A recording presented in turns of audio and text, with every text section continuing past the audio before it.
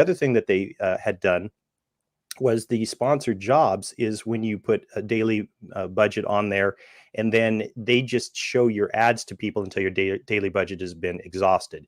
So the way that it works is any other shops in the area, the dealers, everybody in the area, they are sponsoring the jobs and they're paying to put their ads in front of the small percentage of technicians that are out there looking.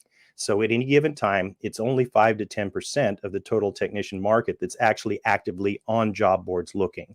And when you think about it, the independent shop down the street, the dealer down the street, everybody in your area, they're all fighting over this same 5 to 10% of technicians to show their ads to these folks.